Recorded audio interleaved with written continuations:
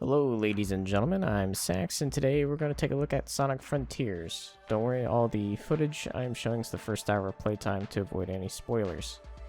This is the first open world Sonic game. It has all the classic open world tropes with things to collect, challenges, puzzles, and combat mixed in with a serious-ish story. The story is a classic format of Dr. Eggman goes to some other world, wakes up an evil, Sonic follows him and fights it along with his friends. The story, from what I've played so far, is, it's alright. The open world isn't completely open. They are more like giant levels that you progress through in a linear fashion with open world concepts. Like the map is shown by completing simple puzzles. The world itself is colored in a darker tone with a lot of grays, blacks, and just darker colors in general. The most colorful thing I've seen in the game so far is Amy. Visually, the game isn't stunning, but it's not bad by any means.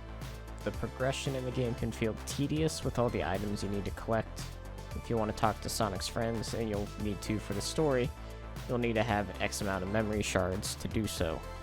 You'll also need to collect gears to go into classic style levels, to get keys, to get the Chaos Emeralds.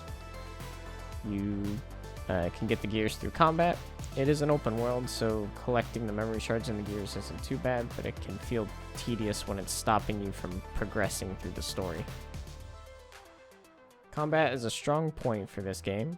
I've enjoyed beating up enemies. They have a great variety of them. Some of them are big and tall, they all have special abilities. Some of them are super small and just cannon fodder.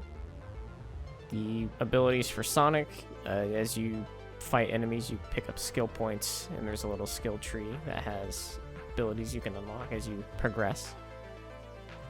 Only ability I can complain about is, I think it's called Cyclone or something of the sort like that. But you run around an enemy, you draw a circle, and it does damage. You can also use it to trigger objects in the game to, most of the time, solve a puzzle.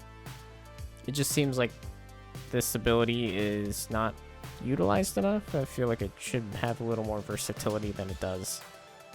All in all, I'm a little mixed on the game. I'm enjoying it, but some of the small things have been just making it feel but it's not a very common thing.